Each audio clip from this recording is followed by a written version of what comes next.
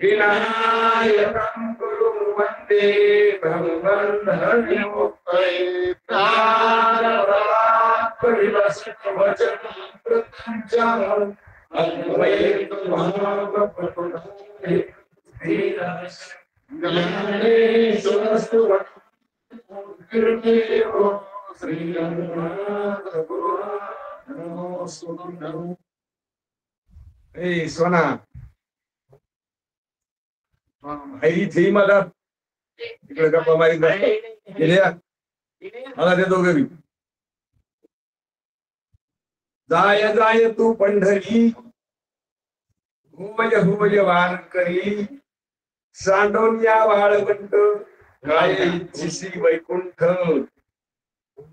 खांदा पताकाचे भार तुळशी हार आणि अबीर सांडोनिया वाळवंट काय इच्छिसी वैकुंठ साधू संतांच्या दाटणी तुका जाय लोटांगणी सांडोनिया वाळवंट काय इच्छिसी वैकुंठ जाय जाय तू पंढरी होय होय वारकरी सांडोनिया वाळवंट काय इच्छिसी वैकुंठ. तुकोबराच्या अभंगामध्ये पंढरपूरचं महत्व सांगतात.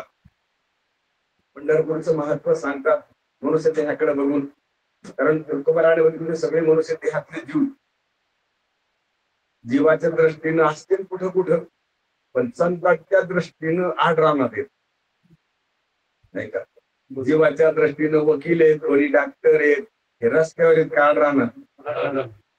कोणी म्हणावं असं खरं तर झोपलंय महाराज, खरं बोलायचा दाग नाही का. महाराज ते आढळत आहेत अजून वाटत कुठं वाटायला वाटलं आम्हीच रोडवर येत वाटायला. हे जे आमच्याकडे आलेत का पोट घेऊन पाय घेऊन गुडघे घेऊन हे आढळणार वाटायला नाही का. आणि आम्ही कुठे आम्ही रोडवर येतो नाही का. जेजला काय वाटत असं जेजला आणि रोडवर येत काय कमाली राव नाही का. जिल्हा अधिकाऱ्याला काय वाटत असेल एवढा जिल्हा सांभाळतोय ती माणूस मध्ये काय साधी गोष्ट आहे का नाही का.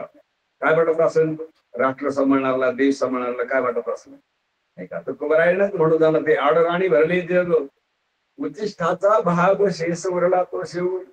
अशा स्थितीवर असणारे पण दुःखाला समोर जाणारे सगळे. आणि दुःख तर कोणाला आवडत नाही, गेल्याशिवाय तर भाग नाही. म्हणून दुःखातून पार पाडण्याकरता मनुष्य देह आहे. आणि संतांनी बघितलंय मनुष्य देहाच्या जीवाची धावपळ नाही का. त्याची पळणं पाहिलं तर घेणं देणंच पाहिलं ते का त्याच्यानं काही मिटायलं त्याच खायला ते रात्रीच सुद्धा त्याच कार्यक्रम सुरूच आहे दिवस तोडमुळे. मग पाहिलं तर किती अवघडलेला आहे मनुष्य देहातला जीव. पशुअधिकाचे नाही अवघडले, पशुअधिकाचे मोकळे आहेत का अवघडलेले. मोकळे जीवन जगाय चिंता नाही कोणालाच. त्याला येऊन प्राणी खाणारे त्याला कोणी सांभाळणार नाही, तर कोणी त्यांच्याकडून काही वार घेणार नाही. आणि आपली तीच बोंबी आपल्या घरात काय वार घेणार आहेत का तुम्हाला वाटतं. आपली कोण घेतय कोणाचं काय वार. म्हातारा होऊन श्रीमंत घरचा माणूस घरात मेल्यावर तो जंगलात एकटा मेल्यासारखा आहे का घरात मेल्यासारखा आहे. काय कमाली राव. उलट जंगलात तरी म्हणीन आपल्याला आता काय आधार नाही आहे बिलकुल आपल्या कोण इथं याला काय वाटत असेल नाही का. म्हणून किती अवघड आहे.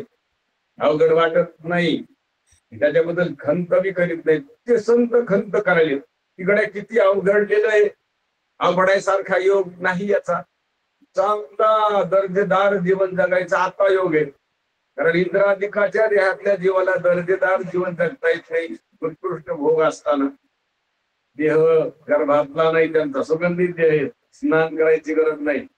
तहान भुके लाडू तहान लाडू भूक लाडू वागवायची गरज आहे का. कोणतेच व्याधी नाही, चिरला दुर्गंधी नाही. दिव्य भोग बसायला विमान घोडा उच्च सवा पंखाचा नाही का.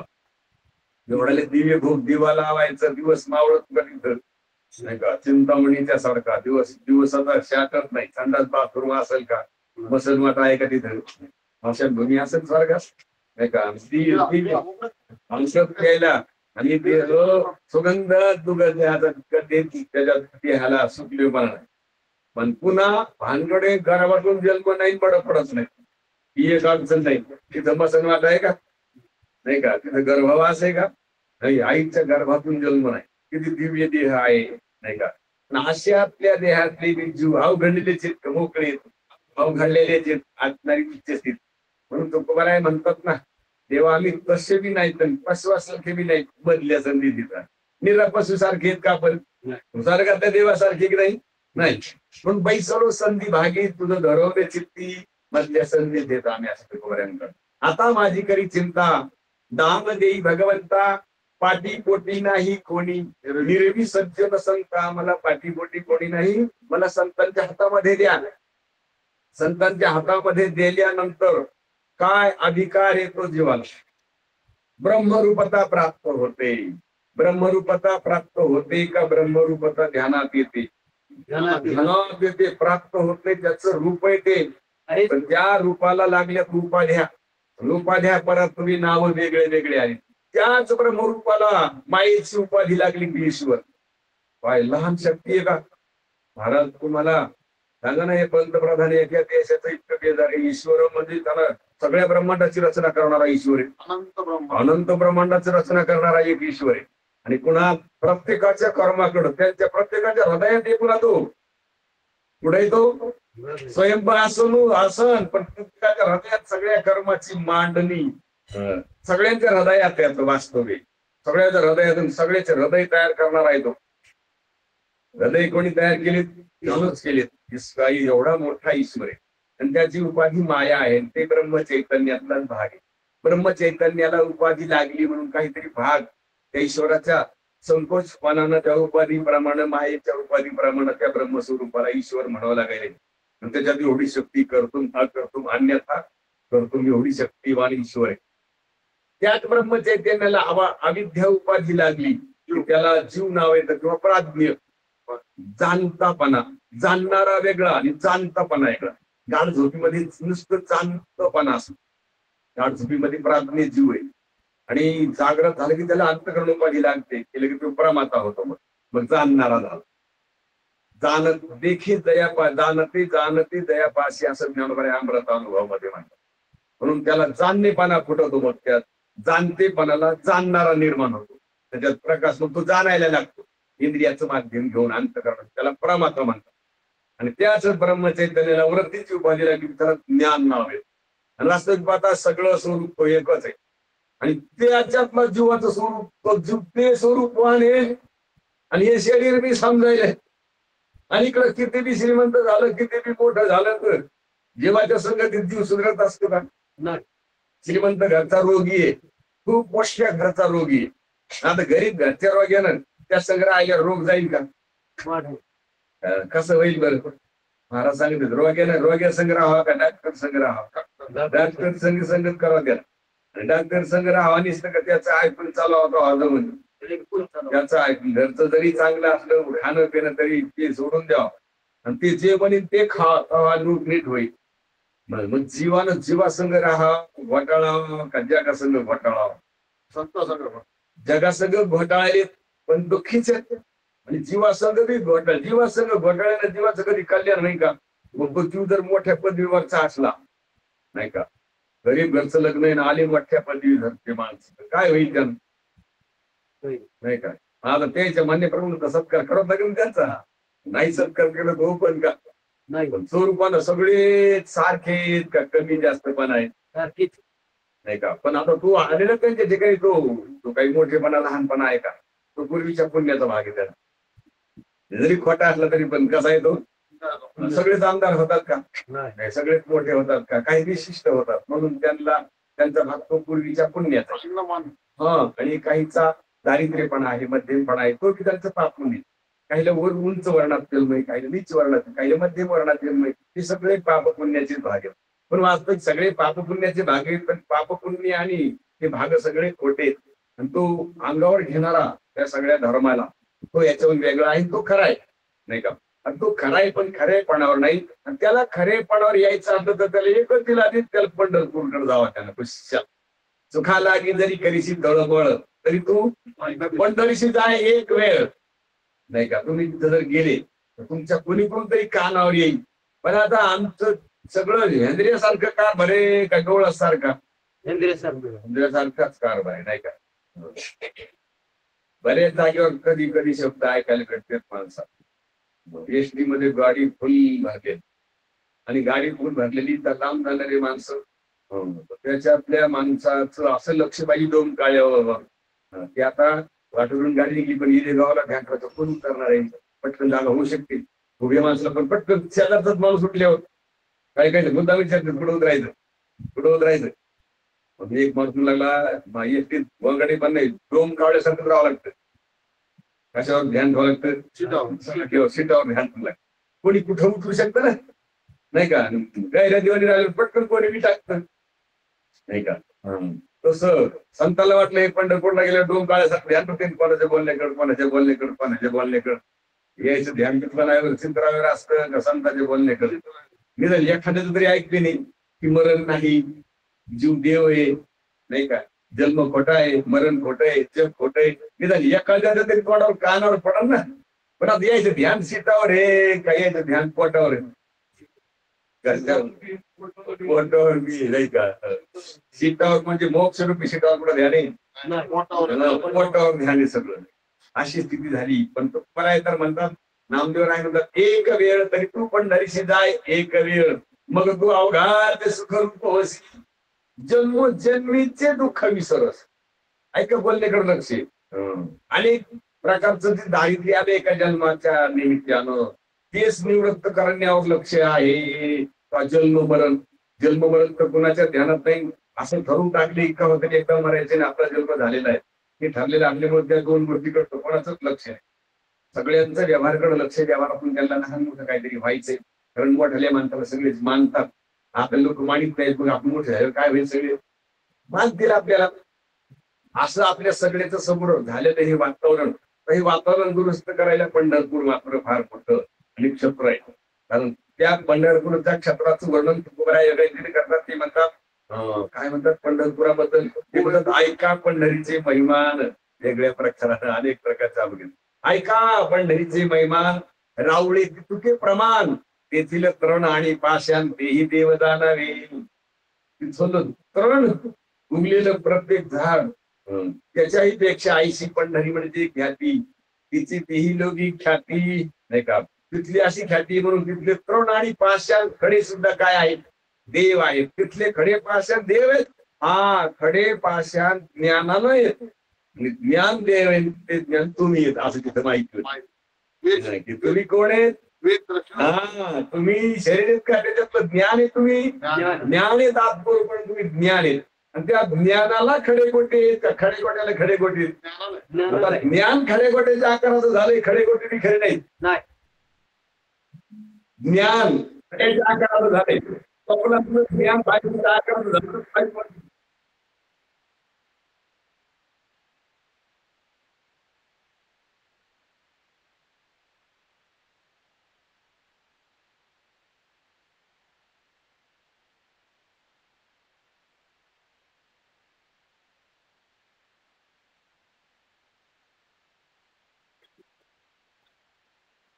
ज्ञानाला आकार येतो. आता हे सगळ्या वस्तू खोट्या येतात. ज्ञानाला त्या वस्तूचा आकार आलाय. कुठंच नाही घडतात तुम्हाला ऐकायला. कारण स्वप्नात नातू आला, बायको आली, मुलगा आला.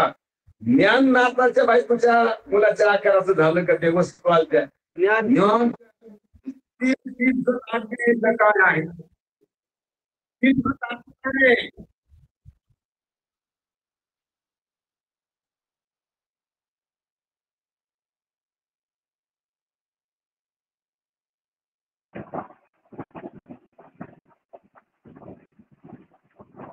आवाज येईना महाराज.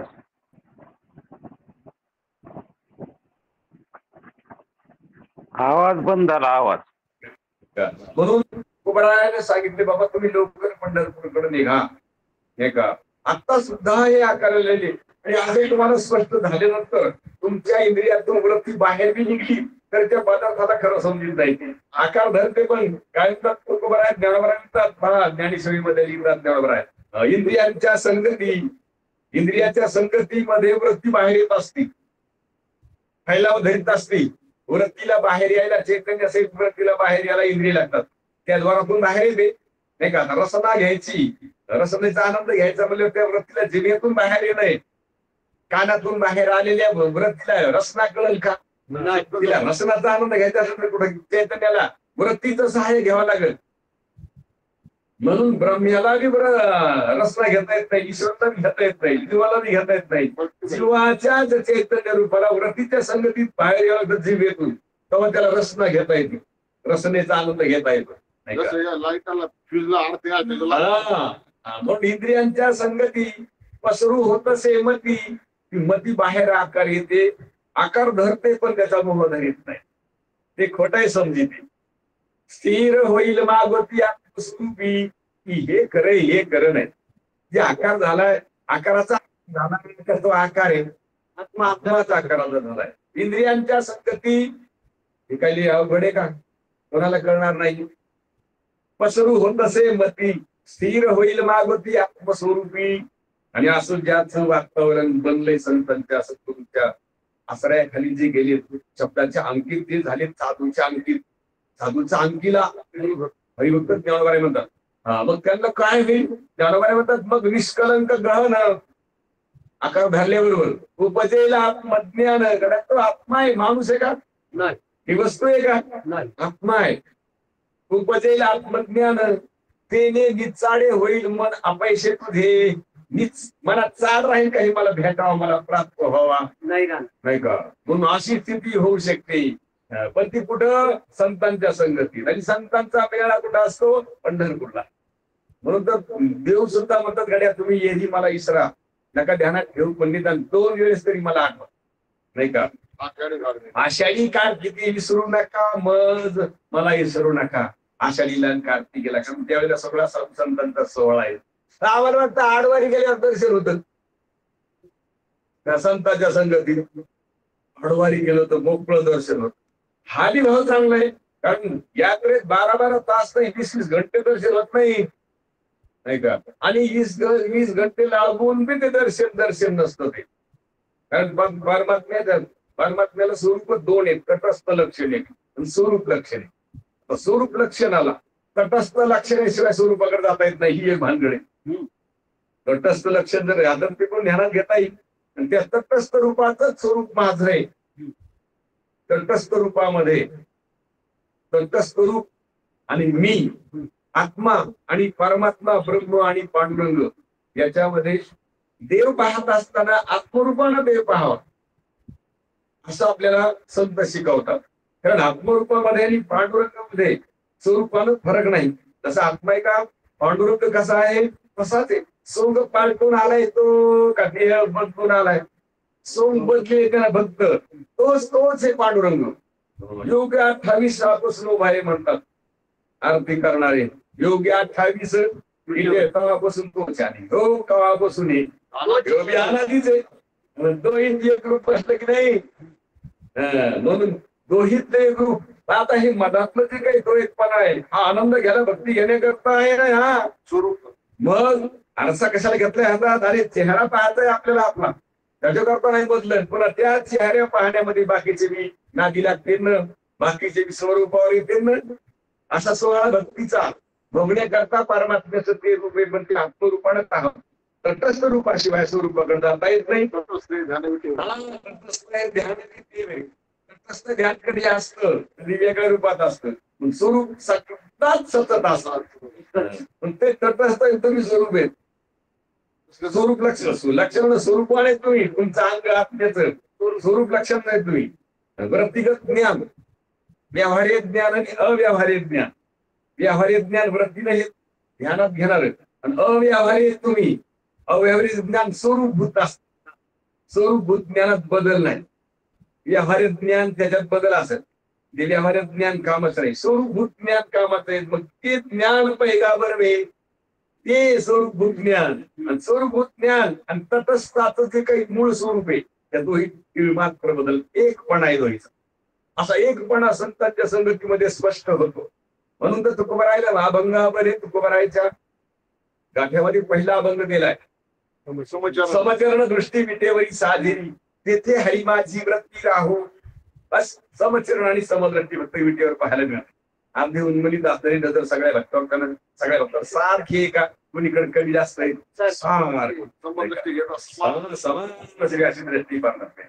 आणि त्या दृष्टीतून त्यानं दृश्यत्व द्रष्टत्व खोटं समजलेले परमात्मा. ते दृश्यत्व आहे का, ते दृश्यत्व आणि दृश्यत्व मानणारं जे द्रष्टत्व आलंय ते द्रग वस्तूवर आलेले. आता द्रग वस्तू द्रष्टा बी नाही आणि दृश्य बी नाही का, आणि द्रग मात्र आहे ते निरपेक्ष द्रष्टत्व म्हणतात त्याला. आणि ते आपल्या संतांच्या संगतीत लक्षात येतं. साळ्या धोळ्या त्याला काही फार मोठं शिक्षण घ्यावं लागतं का? वेदांत सारखं सोपाई शब्द कुठंच पाहायला भेटत नाही का. त्याला मग तुम्हाला कसं रंगवायचं तर रंगविता येतं, तुम्हाला कसं खालून डोक्याला वर न्यायचंय. आणि एक गुरुजीचं वाक्य आहे, वेदांत शास्त्रामध्ये खालून वर नाही जातो, वरून खाली येत जातो. त्याचं म्हणणं असं आहे. कारण खालून म्हणून तर हे असे ढवळे झाले, पण खालूनच आले हे रिअल ना ते कसे वाटतं त्याला ते करावं आणि एक दिवशी गुरुजी म्हणतात वरून खाली आलं पाहिजे. नाही समजणार काय नाही समजेल, याला स्वरूप म्हणतात हे तर लक्षात येईल असं गुरुजींचं वाक्य. ते म्हणतात याला 2-3 भाग देतात, ते गुह्य, गुह्यत्तर आणि गुह्यतम. गुह्य ध्यानात येणं फार महत्वाचं. गुह्य ध्यानात आणून गेलं फजित होतील, बेजार होतील, परेशान होतील. गुह्य तर ध्यानात आणून द्यायला त्याला मार खावा लागतो. मार म्हणजे हातापायाचा नाही, शब्दाचा. काय मी देव का बोलणं आहे का काय नाही का. आता ते जे बोललेलं आहे ते त्याला पटलं का त्याला खटकलं त्याचा बी दोष नाही. अनाधिकारी आहे, चौकडचा अधिकारी, कस काय अधिकार वाढवला नाही का. सगळीकडे अधिकार हातात घ्यायची तयारी आहे का. कोण त्याच्यामध्ये अज्ञानी आहे, पण ते अज्ञान जे काही अनाधिकारचं आहे पुन्हा त्याला दृष्टांत सांगतात गुरुची पटवून देण्याकरता. पहिल्यांदा आवरण निर्माण झाले, मग विक्षेप, मग मल, अशी तो घटना आहे. पहिल्यांदा आवरण आहे, आत्मस्वरूपावर अज्ञानाचं आवरण. काल झाला होता विषय आपला थोडासा, असं वर्णन आले. आत्मा हा निरय व स्वच्छ असणारा अखंड अद्वैय स्वरूप आहे, पण त्याला मन भेटलं. मन भेटल्याबरोबर तो व्यवहार करायला सुरुवात झाली आणि तो व्यवहार आत्म्याचा वाटू लागला आणि आत्मपणा विसरून घ्या झाली सुरुवात. आलं त्याच्यावर आवरण. आता आत्मा सुखरूप आहे, पण आवरण आल्यामुळे तो आता विषयात सुख आहे. काय झालं, त्याच्यावर झाकला गेला तो आवरण, आच्छादन पडले त्याच्यावर. अनावरत नाही तो, पण आवरत झाला. आणि आवरत होऊन त्याच्यावर अज्ञानाचं आवरण झालंय आणि अज्ञानाचं त्याच्यात विषय त्याला सुख दिसायला. मग आता विषयात सुख दिसायला म्हणल्यावर हे झालं अज्ञानाचं आवरण. आणि आता विषयात सुख दिसायला म्हणल्यावर नुसतं विषयातलं सुख भोगायला का विषयाचा संग्रह करायला. संग्रह करायला नमस्कार करायला, त्याच्याजवळ संग्रह आहे त्याला, त्याच्याजवळ थोडस त्याला संग्रह. जास्त जास्त संग्रह करायला तो का थोड्या याच्यावर पोट भरायला जास्त करायला. आता झाला आणि विक्षेप झालाय, पण आता तितक्यानं त्याचं पोट भरणं, ते विषय संग्रह करणं जर मर्यादेनं नाही होऊ लागले संग्रह, बाह्य हिशोबानं पाय टाकतो तो. 2 नंबरचा धंदा म्हणा त्याला, 3 नंबरचा धंदा करतो, मग मन निर्माण झाला नाही का. काय झालं पहा, किती खाली आली गोष्ट. तर मन निर्माण झालाय, पण आता हे वरून खाली आले, पण आता तुम्हाला काढून घ्यायचं असल्याबरोबर खालून वर झालेला. आता आधी मल बाजूला करणं, मग विक्षेप बाजूला करणं आणि मग आवरण बाजूला करणं. नाही जात आहेत. आणि मल विक्षेप आपल्या हातात आहेत, पण त्याला लयच माणूस असा पाहिजे, लयच दक्ष माणूस पाहिजे नाही का. म्हणून व्यवहारामध्ये फार कुठेही कंटाळा. तुम्ही आता महाराजांच्या दुकानावर गेलो, मुलगा बसलेला, विचारलं पप्पा काल नाही आले, ते म्हणे काहीतरी कुठेतरी गेलते वाटत का. ती म्हणे मीच नव्हतो जागेवर, ते दुकानावर असते, तुम्ही नव्हता. हा, मला 2 पिसं घ्यायचे होते, ते पण 2 पिसं घेतले मी. 100 रुपये नोट दिली. त्यानं सांगितलं मला, त्यानं मला 20 रुपयाला पिसं दिली, म्हणजे 140-160 रुपये वापरले खाली नाही. आणि मी म्हणलं पैसे दिले मला. तो म्हणला तुम्ही 200 दिले ना, आमला 100 दिली. ते म्हणला मला काय वाटलं 200 दिले. म्हणला काही माणसाच्या पैशावर ध्यान ठेवून लागतं आणि काही माणसाच्या पैशावर ध्यान ठेवायची सरकारला मिळवलं मग त्याला ते 100 रुपये परत घेतले आणि 100 रुपये आधी शिल्लक पाहिजे नाही का. म्हणून इतकं दक्ष राहावं लागतं की आपला मन कुठं वाढन सांगताच येत नाही. मन वाढण्याबद्दल म्हणजे माझी बात आणि ते जे धन येतं का ते अशा गडबडीनं त्याला आत गरमी होती, त्याला दम नाही निघत. मग ते कोण बाहेर निघायचं करत कोणी आता तुम्हाला जास्त घरात बसं वाटत नाही, तुमच्याच का दुसऱ्याच्या आपल्या घरात नाही बसत. पण मन काय करीन काही सांगताच येत नाही त्या मला. आणि तो मन तुम्हाला घरच्या घरी निवृत्त करता येईल. मन निवृत्त करायला गुरुत्व सहकार्य घ्यायची गरज नाही. आणि मन निवृत्त झालेल्या माणसाला विक्षेप सहन होत नाही. मन निवृत्त झाल्यावर परत विक्षेप सहन होत नाही. मग त्याला सांगायची गरज नाही की विक्षेप निवृत्त कर. आणि विक्षेप निवृत्त झाल्यावर त्याला आवरण सहन होत नाही की लगेच संतकृत निघते नाही का. आणि हे मन विक्षेप निवृत्त करायला ईश्वराचा सहन करायला लागतो पुढा. ईश्वराची उपासना नाही का कर्मामध्ये. म्हणून त्या ईश्वराकडे इतकं पुन्हा इमानदारीने त्याची सेवा करायची, प्रेम लक्षणात्मक भक्ती करायची. भक्ती करीत असताना अविद्या निवृत्त व्हावं याच्याकरता करायची. संसार प्राप्त होण्याकरता का अविद्या निवृत्त होण्याकरता करायची. किती बारकाव्याचं काम आहे. आणि जीवाला इथं येण्या देता येते त्याच्यात सगळी शक्ती आहे. आणि ते व्यवहारात येण्या द्यायला लागले इकडं शिक्षण घ्यायलंय, किती राब करायले. आणि शिक्षण घेऊन शनी ह्या सगळ्या माईक पदार्थाचा त्याला अनुभव यायला हातात यायले ना. लोक बेतारीत रोजगार घेताना लाख रुपये कमाले एका दिवसात माणूस म्हणलं कशाला नाही ते नाही लागणार नाही का. लागणार नाही का नाही. आता हे फसवा आहे त्याच्या जीवाला का काय निस्वा आहे त्याच्या बुद्धीचा फसवा आहे असं सगळ्यांच्या समोरचं वातावरण. आणि किती बी असं उंच उंच जर गेला तर नाही का सगळेच बाप्पाला सांगितलं काय लोक श्रीमंत आहेत. आपला विषय झाला आहे का देवाच्या फोटो घरात देवाचं नाव आहे का नाही का. त्या ठिकाणी किती श्वास राहिलेत, किती श्वास सुटल्यावर कुठं जायचंय याचा काही हिशोब आहे का नाही का. म्हणून याचा हिशोब तर लागू शकत नाही. म्हणून संतांनी आपल्याला डायरेक्ट कनेक्शन दिले. तुम्ही काय करा लवकर सांगितले पुन्हा होय होय वारकरी किंवा जाये जाये आणि जाये जाये तू पंढरी. होय होय वारकरी नुसतं पंढरीला जाय का वारकरी होऊन जाय. होऊन जाय वारकरी त्यात असणाऱ्या वेशात तुम्हाला संगती मिळेल ऐकायला. तुम्ही असं जर आपण गेलो वारकरी होता तर काय ऐकायला गर्दाच असतो गर्दा जातो का गर्दातच राहतो आपण राहतो. म्हणून तुकोबाराने आपल्याला फार सोपा हिशोब सांगितलाय की ज्या गर्द्यात गेल्यावर तुम्हाला शिक्षण घ्यायची गरज नाही. तुम्हाला शिक्षण घेतलेलाच माणूस असा होईल तयार का कोणी बी होऊ शकतो. मनुष्य कोणाला बी मनुष्य देहाचे ज्ञाने सच्चिदानंद पदवी घेणे एवढा अधिकार नारायणे कृपा कोणी दिला कृपा करून तुला पहिलंच त्याच्यात अधिकार भरलेला आहे. पण तुम्हाला फक्त आता काय व्हायचंय की हा कचरा फक्त अग्नीत गेला पाहिजे झालं. त्याला काही लागणार नाही. कारण अग्नी मिळे समोरच झाले पैसे नामे केले इतक्या जलद कार्यक्रम लागू होतो. म्हणून तुम्हाला आम्हाला सगळ्यांनी सांगितलं तुम्ही पटकन पुढे जा पटकन 2 वेळा 2 वृत्तीनं बोलतात. 2दा बोलतात गडबडीनं जा लवकर नुसतं निर्णय मिळत असेल तर जा म्हणतो. पण लगे आता श्वास किती राहिले एखादा माणूस सिरियस आहे लवकर जा म्हणतो त्याला का नुसतं जा म्हणतो. पट जा शब्दाचे बरेच शब्द आहेत. पुन्हा का बघ वारकरी येतात होय होय वारकरी पाहे रे पंढरी काय करावी साधने फळ अवघेच येत. काय करताना किती साधनं करून एवढ्यानाच तुम्हाला फळ प्राप्त होऊ शकते. तसं तू बरं आजच्या अभंगामध्ये संतकडे लक्ष द्या. आपल्या ज्या गोंगाटामध्ये त्या गोंडागात सुखाच्या माईचा पत्ता नाही. सुखाच्या भ्रांतीत पुढे सुख होत असतं का. आणि भ्रांती वाटते का. भ्रांती वाटल्यावर बाजूला निघ का भ्रांती करताच भक्ती करायला सुरुवात करीन. भ्रांती वाढ व्हाय करता भक्ती करायला नाही का. म्हणून किती संत आपल्याला लक्षामध्ये आणून देतात. बाबा जाय जाय तू पंढरी होय होय वारकरी सांडोनिया वाळवंट काय चिशी वैकुंठ. वाळवंटासारखं क्षेत्र सोडलंस की त्या वाळवंटामध्ये इतके स्वच्छपणा असतो. कारण वाळवंटामध्ये कोणतंच प्रणाम करून निघत नाही. वाळवंटात कधी हिरवगार दिसलं तुम्हाला. तुका म्हणे वाळवंट बरेवे नीट उत्तम. वाळवंट म्हणजे स्वच्छ असतात उत्तम आहे ते लक्षात नाही का.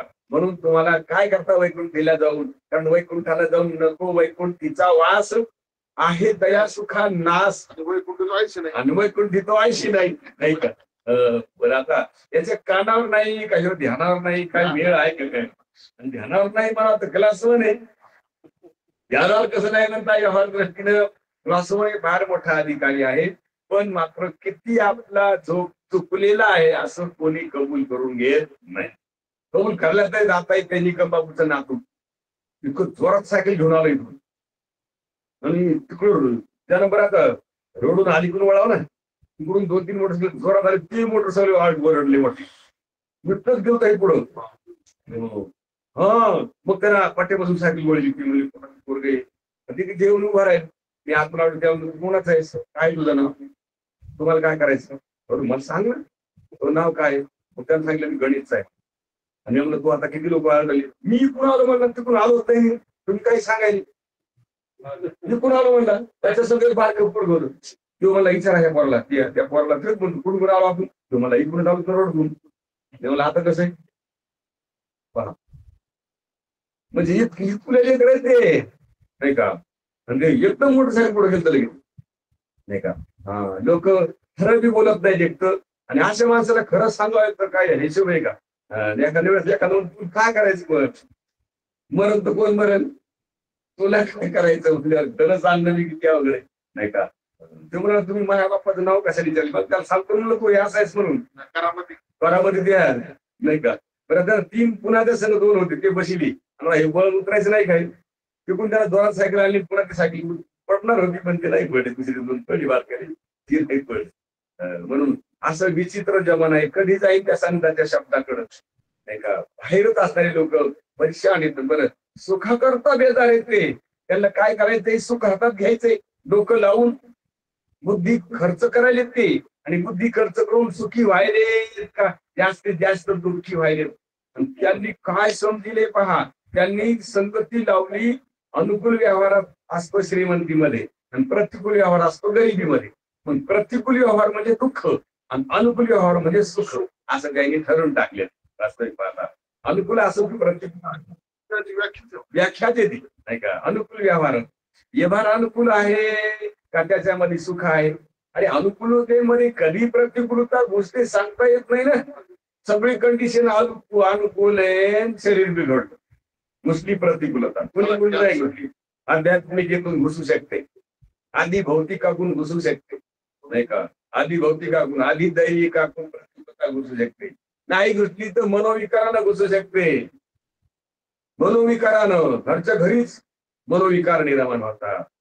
आता सगळी कंडिशन चांगली आहे आता काय झालं दुःखी व्हायला फळच ना भानगडे कुणकुण प्रतिकूलता निर्माण होईल. श्रीमंताच्या घरी काय नसतं सगळेच वाहन असतात आणि मग आपल्या शहरामध्ये प्रतिकूलता निर्माण होतेच की नाही. सगळं असून का नसून असे लोक ध्यानावरच नसल्यासारखा काय करणार आहे. मग आता त्याला जर ते वारकरी झाले निदान जग कळल व्यवहार कळल काय भानगडे भ्रांती कळल. भ्रांती करता आचेपोचे खळील का देऊ नाही.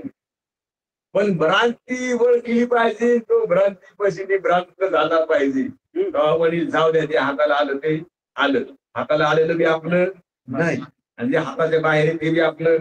भारत सगळ्यात माणसात त्या शरीरात जीवाला अशी शक्ती वरता येते बरं असं ग्रहण करता येते अशा स्थितीवर येता येते. आणि जर अशा स्थितीत जर आले सगळे जर तर काय त्रास होईल हो कोणाला. मी तर म्हणतो शासनाचं ते खाता येते पोलीस तर ते ढिलं पडून जाईल. कोण सापडत त्यांना नाही का. काही काही ज्ञानोबरायांच्या भोव्या येतात यम दमा अवकाळा आणली त्यांच्या काळामध्ये यम सुद्धा हातापाय गळून बसली होती. हो हो की काय कोणीच भेटायला नाही गेले यम पुणे यायला नाही का. अशी स्थिती होऊ शकते वारकरीच्या सानिध्यामध्ये. आणि बरेच वारकरीला किती गर्दा असतो यात्रेला नाही का किती गर्दा असतो. पण ती गर्दा घाण बाजूला करतात का घाणच करून येते नाही का. बाहेर घाण करतात आतली घाण तर तशीच आहे पण बाहेरची. आणि आता कधी संतांचं ऐकावं त्याला बी काहीतरी पूर्वीचा पुण्याचा जर बोलावा असं नाही काम होऊ शकतं. इतकं बारीक काम आहे अवघड काम. म्हणून तुकोबाराने सांगितले गडबड करा जाय जाय तू पंढरी होय होय बालक सांगोनिया वाळवंट काहींची वैकुंठ. म्हणून ते वाळवंट असणार इतकं उत्तम त्या वाळवंटामध्ये तुम्हाला परमात्मा आहे असं लक्षात येतं. आणि परमात्मा मी लक्षात आल्यावर जग राहत नाही ईश्वर दुसरा राहत नाही. काय तुम्हाला आपल्याला लहान वाटायला काही तुम्ही परमात्मा ठरल्या जग खोटं ठरलं की ईश्वर आटोपलं. ईश्वर जग खोटं ठरलं की ईश्वराचं आटोपलं. ईश्वराचं कौरक चालतंय, जवळच जग खरंय कौरक.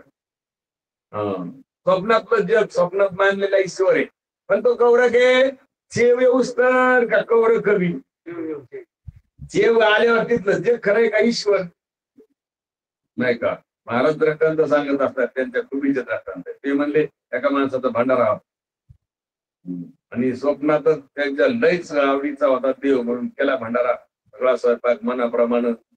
मग तिथे ते नवस काढायला ते अंगात बी आलं आणि ते सगळे विचारलं बाबा कसं काय, म्हणले सगळे आनंदाच्या साथ झाले, सगळं काम सगळं तुमचं पोहोचल मला नाही का.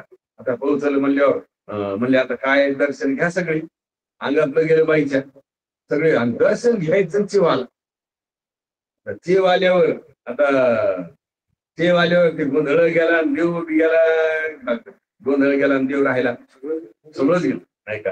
आता कोणाच्या पाय पडावं नाही का, कोणाच्या नावाने रडावं. इतका मोठा खर्च केला होता त्यानं, नवस फेडणे करता एवढा मोठा खर्च केला, सगळाच खर्च वाया गेला का खर्चच झाला नव्हता. भ्रांती होती, भ्रांतीने काय रूप धारण केलं होतं नाही का. आता ती भ्रांती उजाडल्याबरोबर ईश्वर तरी राहिला का तिथला, ते दिसू लागली बाब नाही का. आता ते जगच गेलं का ईश्वर बी गेला, सगळं गेलं. आणि आता हे जग उडवलं की ईश्वर उडत असतो. आणि जो जाणणार आहे तोच ईश्वर आहे, तोच परमात्मा आहे. पण आता तो परमात्मा स्वरूपावर आला पाहिजे, त्याला तसं कबूल झालं पाहिजे.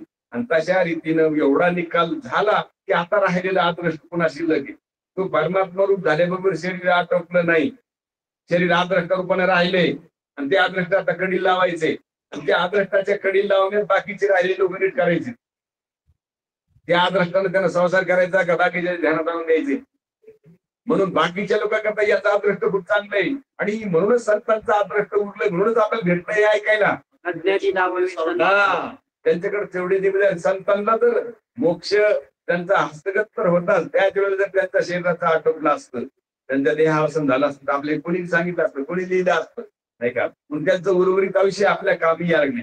पण आता आपल्याला की आपलं तसं परिपक्व आपल्या दर्जावर आपण जर गेलो तर उरलेल्या आयुष्यामध्ये, कारण संसार खोटा घातलाय, कर्तव्य राहिले का संसाराबद्दल, तुम्हाला काही प्राप्त करायचंय का, काही निवृत्त करायचंय, दुःख निवृत्त करायचंय का नाही, सुख प्राप्त करायचंय का नाही. आम्हाला प्राप्त कर्तव्य अभाव स्थिती झाली. आता कर्तव्य राहिले दुसऱ्याच्या ध्यानात आणून द्यायचं कर्तव्य राहील. त्यांना अज्ञानी येत भवताली आणि ते तार फडायला येतं, ते तार फडण्याचं शांत व्हायचं म्हणून त्यात शक्ती आहे. म्हणून अज्ञानी लावाय मग अशी स्थिती तुम्हाला पुढची हाताळायची सांगतात तुकोबार आहे. म्हणून तुकोबार म्हणतात काय इच्छिसी वैकुंठ, चांदोनिया वाळवंट काय इच्छिसी वैकुंठ. पुढे म्हणतात खांद्या पताकाचे भार, तुळसी आणि तुळसी माळा आणि अबीर. खांद्यावर तुळशीचा असणारा पताक आहे आणि तुळशीचा हार आहे गळ्यामध्ये, तुळशीची माळ आहे, अबीर बुक्काल म्हणतात, त्या बुक्क्याला अबीर म्हणलं जातं नाही का. तो बुक्का देवाला बी फार प्रिय आवडे. तुळशी बुक्का तैशीच प्रीती करी भोळ्या भाविका, नामा पद पंकज पादुका शिरी मस्तकी बंदित असे. या संतांच्या सोहळ्यामध्ये गेल्यानंतर तुम्हाला पताका, टाळ मृदंग आणि तुळशीच्या माळा बुक्का लावलेली दिसतील. पुन्हा काय दिसणारे त्या उत्साहामध्ये त्यांचा खरा जोशानं चालतात. ज्ञानोबा आहे तर खूप त्यांचं वर्णन करतात वेगळ्या रूपात. ते म्हणतात मापले वैष्णव विररे, तुकोबारायांचं बोलणे काय म्हणतात, मातून गेले ते, कारण ते आपल्या कुमारीवर चाललेलं आहे. ते काय म्हणतात तुकोबाराय, ते म्हणतात आंधळ्याशी डोळे पांगळ्याशी पाये, तुका म्हणे व्रत होती तरळेरी नाही का. म्हणून त्यांना काय होतं, बहिरे असतात त्यांना ऐकायला मिळतंय, आंधळे असतात त्यांना पाहायला मिळतंय, आणि वय झालेलं असलं तरी सुद्धा ते नाचायला काही मागे पुढे पाहत नाही. व्रत होती तरळेरी अशी तिसरी स्थिती होती. संतांच्या मेळ्यामध्ये गेल्यावर तुम्हाला अंग आपल्याला हलवायची काही गरज नाही. आपला वेळ पाबर आपली घडी बंद पडली. बरं बरं. म्हणून काय म्हणतात, त्या समागमामध्ये सामील झाल्यानंतर खांदा पताकाचे भार काय असतात ते भारानच चालतात, आणि तुळशी माळा आणि अबीर, सांडोनिया वाळवंट काय शिशी वैकुंठ, अशा प्रकारच्या सोहळ्यामध्ये गेल्यानंतर तो सोहळा काही वेगळाच वाटतो नाही का. काल आपल्या त्या लग्नामध्ये जसे की मुलं ज्ञानोबा तुकाराम किती शोभू लागलं ते नाही का. खूप शोभा आली तितक्या त्याच्यामध्ये. कशा गजरामध्ये ज्याच्या मुखाला वाणीला नाव नाही ते सुद्धा न म्हणता नाव घेतात, नाही का, न म्हणता अंग हलत, तो काही वेगळाच भार असतो, नाही का. म्हणून त्या वेगळ्या भारामध्ये आपण प्रवेश केल्यानंतर त्या कर्मातून सुद्धा ऐकण्यातून आपल्याला श्रवणातून आपल्या स्वरूपाकडे जाता येतं. असं एक पंढरपूरचं क्षेत्राचं महिमाचं वर्णन महिमा आहे. आणि त्या महिमेमध्ये तुम्ही सामील व्हा, कारण सगळे लोक जे दुःखी आहेत त्यांचं ते दुःख निरसन व्हायचं क्षेत्रच पंढरपूर आहे बरं का. पण त्या क्षेत्रामध्ये नाही. म्हणून तुकोबाराय म्हणतात बाबा, आणि तुम्हाला या सोहळ्यामध्ये आणि प्रवेश करण्याकरता त्याच्यातल्या खाद्या साधू संतांच्या असणाऱ्या आणि त्या दाटणीमध्ये तुम्हाला प्रवेश करावा लागेल. म्हणून तुकोबाराय म्हणतात साधू संतांच्या दाटणी तुका जाई लोटांगणी. म्हणून साधू संतांच्या दाटणीमध्ये, साधू संतांच्या संघर्षामध्ये, त्यांच्या बोलण्याच्या संघर्षामध्ये तुम्ही दाटणीमध्ये लोटांगण घाला. शरण आवाज बंद झाला महाराज. आता तुमचा आवाज येईल. म्हणून अशा स्थितीला समोर जा, संतांच्या संगतीमध्ये जा. संतांच्या संगतीमध्ये तुम्ही गेले की तुम्हाला लक्षात येऊ जाईल संतांची संगती मनोमार्ग गती, 11वा श्रीपती येणे बनते. किंवा ज्ञानोबराय तर फार संतांचं महिमावरण करतात. ते म्हणतात संत भेटती आजी मज, त्याने झालो चतुर्भुज, 2 भुजा 2 स्थूल सहज, 2 सूक्ष्मी वाढल्या आलिंगन, आणि आलिंगन प्रेम दाते, प्रेम चिदानंदी घोटे, हरुसे ब्रह्मांड उठते समूळ उठे मी पण, या संताचे भेटता हरे संसाराची व्यथा. कारण संसाराची व्यथा, संसार खराब नाही राहिला तर काय त्याची व्यथा बाजूला जाईल का. आता एखादा माणूस गरिबीने वेढून गेलेला आहे, मग आता संतांना भेटल्याबरोबर त्याचा संसार श्रीमंत होईल का, नाही का. का संसार जसा आहे तसा लक्षात येईल की आपल्या समोर हे सगळं वैभव खोटा आहे त्याच्या लक्षात येईल. मग आता ती गरिबी आहे का आदृष्टानं आलेला पुढचा व्यवहारातल्या अडचणी येतात. गरिबी नाही, ते मानलेलं आहे ते. म्हणून हरे संसाराची व्यथा, आणि आता पुढता पुढती माथा अखंडित ठेवीन. पुन्हा वेगळ्या प्रकारानं म्हणतात या संतांचे हे देणे कल्प तरुणी दुने, परिसा परिसा घाद देणे चिंतामणी ठेकना. आता परिसापेक्षा चिंतामणी जर लहान ठरतो तर किती श्रीमंत झाले. आणि कोण्या श्रीमंतीत माणूस परमात्मा होईल, कोण्याच.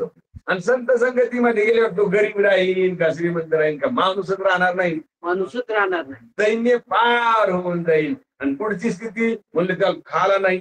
अरे श्रीमंताला घरी असून रोज झाल्यावर खाता येत नाही, त्याला काय सांगायला भेटाना, म्हणून त्याला भेटाना. आता याच्या चौकून कंद पडले आणि डॉक्टरने सांगितलेलं अजिबात कण देऊ नका. मग कोण बरं आहे, नाही भेटत देऊ का, त्याला भेटत देऊ. आणि त्याला शिळ पाहत भेटलं खालं तरी त्याला काय होत नाही म्हणा. याला ताज खायला जमतं का शिळ, नाही. आता मी मारे श्रीमंत घरचं माणूस काहीच खात, आता त्याला ताज भेटत का शिळ भेटत का, चौक चांगले सगळे मोठाल्या व्यक्ती काय पाहिजे तुम्हाला सांगा, पण काहीच खायचं नाही. खाल्ले की गेली. आता त्याच्या भोवती दारिद्र्य का याच्या भोवती. आणि श्रीमंत असून का नसून, असून याला खायचं नाही आणि त्याला नसून भेटणार काय नावलं त्याच्यामध्ये. आणि पुढे तरी भेटलं की ते काय कमी जास्त करतं का, काय तोंडात पडल्या बरोबर त्याचं खायची तयारी, काही बी खायची तयारी, पण भेटत नाही. याला भेटत पण काही याचे पाहत झुरणे का न पाहून झुरलेलं बरं. काय म्हणायचं सगळ्यांच्या अनुभवाच्या गोष्टी, पाहून झुर नये का न पाहून झुर नये. न पाहिलं तर त्याच्या वासना जायच्या नाही, पण पाहून येणार राव काही खाता येणार किती अवघड आहे. झुर नाही. एका श्रीमंत माणसाला कॅन्सर झाला बघा, आणि भयानक वितुंडळी टाकलेली होती. आणि ते घरचे श्रीमंत होते, पण आता वरून काही टाकता येत नव्हतं. काहीतरी गाळ करायचं ह्या नळीला नरसाळ होतं, ते उंच धरायचं त्या नरसळ्या टाकलं. त्यांना ती चव तरी लागत असेल का, चवाची शिवाच्या भाडून गाडी बाहेर निघलं ते नाही का. नळी इथं लावलेली त्याची चव बी नाही काही नाही. त्याला मला वाटन का खाऊन जागा वाटन काय राहून. काय वैभव आहे घरचं महाराज, इतकं वैभव होतं का. पण असं वाटलं मला, तर वाटलं मनुष्य देहातल्या जीवाला असा महारोग होऊच नाही. त्याच्यापेक्षा किती बघडे महाराज त्याचं लक्ष होतं सारखं विष घेण्याकडं. त्याला वाटतं विष घेऊन काय करावं, देह सोडून टाकावं. मरण भलेक परी काय असं तर तुम्हाला लिहितात. मग त्याच्यापेक्षा ना परमात्मा रूप ध्यानात आणून दारिद्र्य असं ना असलं तर काय फरक पडलाय? असलं जरी व्यावहारिक दारिद्र्य आहे, तरी पण परमात्मा पण ध्यानात आले ते व्यवहारपणाचं त्याला दुःख वाटेल का? आणि रोग होऊन जर श्रीमंत होऊन जर रोग झाला तर त्याच्यापुढे दुःख जाईल का? अशा वैभवाला प्राप्त होण्यासारखं सामर्थ्य आपल्या हातामध्ये आहे आणि ते आपल्या पूर्वीच्या पुण्याचा ठेवा आहे. ईश्वरानं आपला प्रदान केलेला आहे. बहुता सुप्रती नरदेह लाधला मंत्री ना गेला अधोगती म्हणून त्याचा उपयोग करण्याकरता साधू संतांना फार त्याच्याबद्दल तळमळ वाटते. म्हणून साधू संतांच्या दाटणी तू का जाई लोटांगणी सांडवनिया वाळवंट काय इच्छिसी वैकुंठ कुंडली वर्णा हरी विठ्ठल श्री ज्ञानदेव तुकाराम. महाराज महाराज महाराज महाराज महाराज महाराज महाराज महाराज महाराज महाराज महाराज महाराज महाराज महाराज महाराज